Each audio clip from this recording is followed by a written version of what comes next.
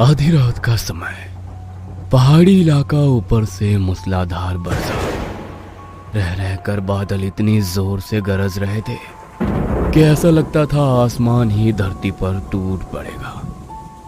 पिछले कई दिनों से हो रही इस बरसात के कारण पहाड़ों में लोग अपने घरों में कैद हो गए थे। इतने खराब मौसम में एक 22 साल का नौजवान पहाड़ के खराब रास्तों और नदी को पार करते हुए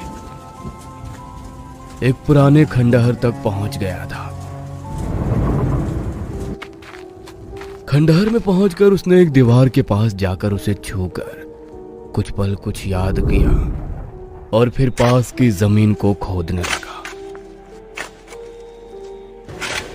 कुछ ही देर में उस युवक का फावड़ा एक मजबूत बक्से जैसी चीज से टकराया और उसी के साथ अब वो और भी उत्साह के साथ खुदाई करने लगा।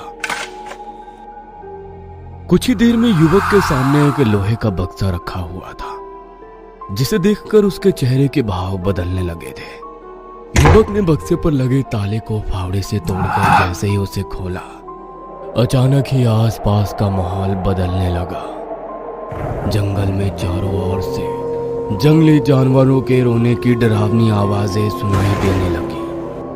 आसपास के माहौल से प्रभावित हुए बिना युवक ने आओ देखा ना ताओ बक्से के अंदर झांक कर देखा और उसी के साथ वह जोर जोर से हंसने लगा। बक्से के अंदर कच्ची मिट्टी के बने 3 पुतले दिखाई दे रहे थे, लेकिन जैसे ही उसने मूर्ति को ध्यान से देखा, उसकी हंसी मानो गायब ही हो गई। उस मिट्टी के पुतले का चेहरा अपनी जगह से गायब दिखाई दे रहा था। नहीं, ये नहीं हो सकता। मैंने तो पुस्तक में यही पढ़ा था कि मूर्ति मुझे ठीक इसी जगह मिलेगी। फिर ये धोखा क्यों और कैसे हुआ? ऐसी बिना सर की मूर्ति का क्या मतलब हुआ? युवक ने अपने साथ लाई हुई किताब उठाई और बेचैन होकर जल्दी जल्दी पन्ने पलटकर कुछ ढूंढने की कोशिश करने लगा। तभी एक पन्ने पर जाकर उसकी नजर थम गई। अचानक बाहर से जोर से बिजली कड़की और उसी के साथ वह युवक जोर जोर से सर पटक कर रोने लगा। आज कॉलेज के पहले सेमेस्टर का आखिरी दिन था। सभी छात्र बहुत उत्साहित नजर आ रहे थे। क्या बोलते हो भाई लोग, कहीं की ट्रिप हो जाए? यार, हमारे यहाँ से बस 1.5-2 घंटे की दूरी पर एक बेर घनी ऊंची पहाड़ियाँ है, उधर चलते हैं, ट्रैकिंग करेंगे, जंगल में ही कैंप लगाएंगे, बहुत मजा आएगा। अरे बोलना रवि, इतना चुप क्यों है? अरोरा सर बता रहे थे तेरा गांव भी कहीं इधर ही है ना? हाँ यार, मैंने कब मना किया, पहाड़ तो घर है मेरा और मैं साथ में रहूंगा तो तुम्हें किसी गाइड की भी जरूरत नहीं पड़ेगी। तो बस फिर हो गया मामला सेट। इस संडे को हम सब रवि के साथ उसका गांव देखने चल रहे हैं। अरे मेरे गांव को देखकर तुम लोगों को कोई खास मजा नहीं आएगा। अगर तुम्हारा घूमने का मन ही है ना, तो मैं तुम्हें एक ऐसी जगह दिखाऊंगा जो कोई गाइड तुम्हें दिखा नहीं पाएगा। सिर्फ इस पहाड़ी के कुछ लोकल लोग ही इन सब चीजों के बारे में जानते हैं। ऐसी भी कौन सी जगह है यार, ठीक से बताना, तूने तो एक्साइटमेंट बढ़ा दिया। बस इतना समझ लो, हमारे देश में जितनी भी रहस्यमय जगह है वो सब पहाड़ों पे ही है। पहाड़ों की ऊंची चट्टानों में आज भी ना जाने कितने गहरे राज दफन है। माउंट कैलाश हो या अमरनाथ, सब एक मिस्ट्री ही तो है। तो फिर ये तेरी वो मिस्टीरियस जगह देखने के लिए अब तो मैं भी बहुत एक्साइटेड हो गई हूँ। 3 दिन बाद शुक्रवार की शाम वो चारों दोस्त पहाड़ों की सैर पर निकल चुके थे। मनोज गाड़ी ड्राइव कर रहा था और बाकी सब हंसते गाते पीछे की सीट पर बैठे मस्ती कर रहे थे। ओके गाइस, तो ये वीकेंड मेरे पहाड़ों के नाम, इसलिए ट्रिप की शुरुआत मैं तुम्हें अपना एक पहाड़ी ड्रिंक पिलाकर करता हूँ। रवि ने एक गिलास में सारे दोस्तों को पीने के लिए कुछ दिया, जिसे पीकर उन्हें हल्का सनसनाहट सी महसूस होने लगी। डोंट टेल मी ये हार्ड ड्रिंक था ना? Feel different. नॉट एक्चुअली, हमारे यहाँ गांव में देसी तरीके से बनाते हैं और शादी पार्टी जैसे मौके पर सब लोग टेस्ट करते हैं। और हाँ, ये अल्कोहल नहीं है, बस इसमें हल्का सा नशा होता है जो थोड़ी देर बाद गायब हो जाएगा। इंटरेस्टिंग। कुछ देर तक गाड़ी को पहाड़ों में दौड़ाने के बाद अचानक ही धीरज की सांस फूलने लगती है। प्लीज गाड़ी को इधर ही रोक दो, मुझे 2 मिनट के लिए नीचे उतार कर ताजी हवा चाहिए।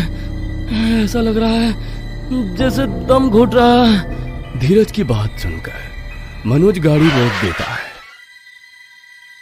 धीरज गाड़ी में रखा अपना बैग उठाकर नीचे उतरता है और थोड़ा झाड़ी की तरफ जाने लगता है। अरे अकेले कहाँ जा रहा है? ठीक तो है ना तू? 1 मिनट, जरा हल्का होकर आया, तुम इधर रुको। कुछ मिनटों के बाद धीरज वापस गाड़ी तक लौट आया था। मनोज तू हट, गाड़ी मैं चलाता हूँ, अभी ठीक लग रहा है मुझे। धीरज ड्राइविंग सीट पर बैठकर गाड़ी को दौड़ाने लगता है और अचानक एक सुनसान जगह पर ले जाकर गाड़ी रोक देता है। धीरज, ये कौन से रास्ते ले आया है तू? और ये कहाँ लाकर गाड़ी रोकी है?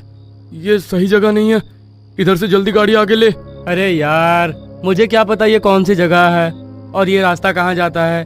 गाड़ी अपने आप यहाँ आकर बंद हो गई है। और भाई, मुझे कौन सा पहाड़ के रास्ते मालूम है? मुझे ऐसा लगा जैसे कोई शक्ति मुझे इस ओर खींच रही है। स्टॉप इट यार, मजाक की कोई हद होती है। चारों ओर अंधेरा है, आसपास कोई नजर नहीं आ रहा। रवि ठीक बोल रहा है, ये जगह सेफ नहीं लगती। गाइज, इधर देखो, यहाँ पर कुछ है, कुछ खंडहर टाइप। अब इधर आ ही गए हैं तो चलो अंदर देखते हैं। नो वे, नहीं, इधर मत जाओ। मैंने कहा था ना कि मैं तुम लोगों को एक खास जगह दिखाने वाला हूँ। तो मैं तुम्हें जो जगह दिखाने वाला था ना, वो इसी जगह से रिलेटेड है। सोचा था ये कहानी सुनाकर तुम्हें थ्रिल फील कराऊंगा, लेकिन लगता है अब सच बता ही देना चाहिए। देखो, जैसे हम मानते हैं ना कि किसी जगह से शिवलिंग प्रकट हुआ था, वो उनका प्रकट स्थल हो गया, ऐसे ही ये जगह शैतान का प्रकट स्थल है। इसी जगह पर सालों पहले शैतान प्रकट हुआ था। आसपास के गांव के लोग इधर आना तो दूर, इसकी बात भी नहीं करते। और गांव के लोगों का तो इतना मानना है कि रातों रात आदिवासी इस गांव को खाली करके भाग गए थे। इसके पीछे भी जरूर इस शैतान का ही कोई ना कोई संबंध है। एक पूरा गांव रातों रात खाली होकर कहीं और चला गया था, और वो गांव भी मेरे गांव से कुछ ही दूरी पर ही है। मैं तुम लोगों को उधर ही ले जाने वाला था। दुनिया कहां से कहां पहुंच गई, लेकिन उस गांव के लोग आज भी अपने पुराने तरीकों पर ही टिके हुए हैं। ना बाहरी लोगों से कोई संबंध रखते हैं, ना ही उन्हें आज की कोई टेक्नोलॉजी और डेवलपमेंट से कोई मतलब है। और तो और उस कबीले के आसपास जाने से हमारे जैसे पहाड़ी लोग भी घबराते हैं।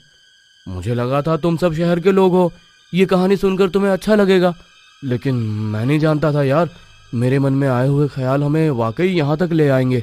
अब तो मुझे लग रहा है वाकई ये जगह राक्षस के प्रभाव में है। मैंने सोचा और हम यहाँ पहुँच भी गए। अरे यार, इसमें इतना डरने जैसी क्या बात है। ठीक है, वो बाहर के लोगों से कोई कांटेक्ट नहीं रखना चाहते, ये उनकी चॉइस है। इस सबको इतना हाइप करने की क्या जरूरत है। अभी भी दुनिया में ऐसे बहुत से कबीले हैं जहां आदिवासी अपनी पुरानी परंपराओं के साथ रहते हैं। मैं तो अंदर जा रहा हूँ। आज के टाइम में शैतान कोई है तो वो बस इंसान है, तभी तो बाकी के सारे शैतान ऐसे खंडहरों में जाकर छिप गए हैं। धीरज ने खंडहर में अंदर कदम रख दिया था और मोबाइल की रोशनी में वो अंदर देखने की कोशिश करने लगा था। धीरज के जाने के बाद मनोज, रवि, मधु भी एक एक करके अंदर जाने लगे। ये क्या है? बिना सर की मिट्टी की मूर्तियां, ये कुछ अजीब डरावनी से नहीं लग रही? मुझे दिखाओ, तुम लोग छूना मत। रवि टॉर्च की रोशनी में मूर्तियों को देख रहा था कि तभी मधु के चीखने की आवाज सुनाई देती है। क्या हुआ? तू ठीक तो है ना? मेरे हाथ पे कुछ है, इधर इधर बाजू में लग रहा है कोई मांस को तर रहा है। मधु की बात सुनकर मनोज जल्दी से उसकी शर्ट की बाजू फाड़ देता है, जहाँ एक बिच्छू उसकी बाजू में डंक गड़ाए नजर आता है। रवि पास में पड़े डंडे की मदद से बिच्छू को अलग करने की कोशिश करता है, लेकिन जब बिच्छू पकड़ को ढीला नहीं कर रहा था तो मनोज हाथ से उसे हटाकर दूर फेंक देता है। मधु दर्द से बेहाल हुई जा रही थी।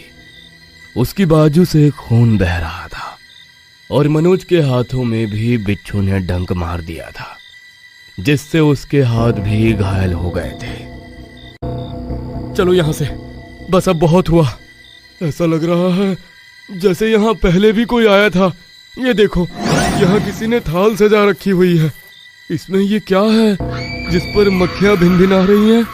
शायद मांस है। इसीलिए मैं यहाँ आने के लिए मना कर रहा था। यहाँ चारों ओर काले तिल बिखरे हुए हैं और खून से कुछ अजीब से निशान भी बने। और ये काले दीपक, ये सब नॉर्मल नहीं है यार। वहां का माहौल और मधु के साथ हुई घटना के बाद वे चारों वापस लौट आए थे। रात काफी हो गई है, मुझे लगता है हमें आसपास ही कहीं रुक जाना चाहिए, कल सुबह लौट जाएंगे। खंडहर में घटी घटनाओं के बाद चारों दोस्त कुछ दूर पर बने गेस्ट हाउस में लौट आते हैं। मधु कमरे में अकेली थी और बाकी दोस्त अलग कमरे में थे। आधी रात को मधु की आंख खुली तो उसे महसूस हुआ जैसे उसके कमरे में कोई पांव घसीट कर चल रहा है। मधु ने चौंक कर लाइट जलाई तो सामने का नजारा देखकर उसके होश उड़ गए। कमरे में वही मिट्टी का पुतला रखा हुआ था जो उसने खंडहर में देखा था, लेकिन अभी सामने उसका सर भी दिखाई दे रहा था। ये कैसे हो सकता है? जरूर मुझे कोई वहम हो रहा है। मधु बिस्तर से उतरी और धीमे कदमों से उस पुतले की ओर बढ़ने लगी। अचानक ही मिट्टी के पुतले की आंखें ऐसे चमकने लगी जैसे वो कोई बेजान पुतला ना होकर कोई शैतानी जीव हो। और अगले पल उस पुतले ने अपनी आंखें खोल दी, जिसे देखकर मधु की चीख निकल जाती है। मधु दौड़कर दरवाजे की ओर जाने की कोशिश कर ही रही थी, लेकिन उसे महसूस होता है कि कमरे में चारों ओर गीली मिट्टी का दलदल जैसा बन गया है, जिसमें से वो चाह कर भी अपने आप को बाहर नहीं निकाल पा रही थी। मधु जोर जोर से हाथ पैर चला रही थी, लेकिन हर गुजरते पल के साथ वो नीचे धंसती जा रही थी। दलदल अब उसकी गर्दन तक पहुंच गया था।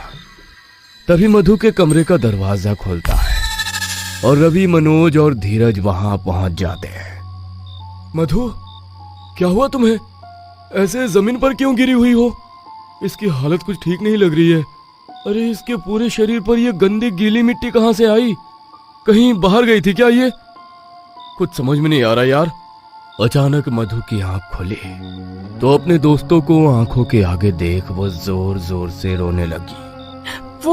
वो मिट्टी का पुतला मेरा पीछे करते हुए मेरे कमरे में पहुंच गया। वो देखो, वहाँ दीवार के पास है। रवि बिल्कुल ठीक कह रहा था, शैतान है वो।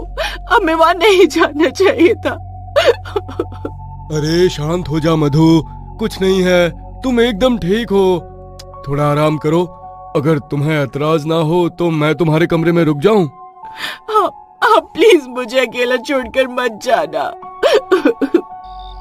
कुछ देर बाद मनोज ने मधु को समझा बुझाकर बिस्तर पर सुला दिया था और खुद वहीं पास में ही पड़े हुए सोफे पर आंखें बंद करके बैठ गया था। लेकिन रह रह कर मधु के पांव में लगी हुई वो मिट्टी और मधु की वो दलदल वाली बात बताना उसे परेशान कर रहा था। सोचते सोचते अचानक मनोज की भी आंख लग जाती है। कुछ देर बाद मनोज की आंख खुली तो सामने का नजारा देखकर उसने दांतों तले उंगली दबा ली। कमरे में हर तरफ गीली मिट्टी के निशान बने हुए थे, जो दीवारों से होकर छत और फिर खिड़की पर जाकर खत्म हो रहे थे। कहाँ गई मधु? और उसके पैर के निशान छत और दीवारों पर कैसे बने? ऐसा कैसे हो सकता है? कोई इंसान दीवार और छत पर कैसे चल सकता है? मनोज खिड़की के पास जाकर बाहर की ओर देखता है तो नीचे गार्डन में उसे कोई बैठा नजर आता है। आखिर मधु के साथ घट रही इन घटनाओं के पीछे क्या रहस्य है? क्या वाकई जो कुछ हो रहा है उसका संबंध खंडहर से है, या ये रहस्य अभी और गहराएगा?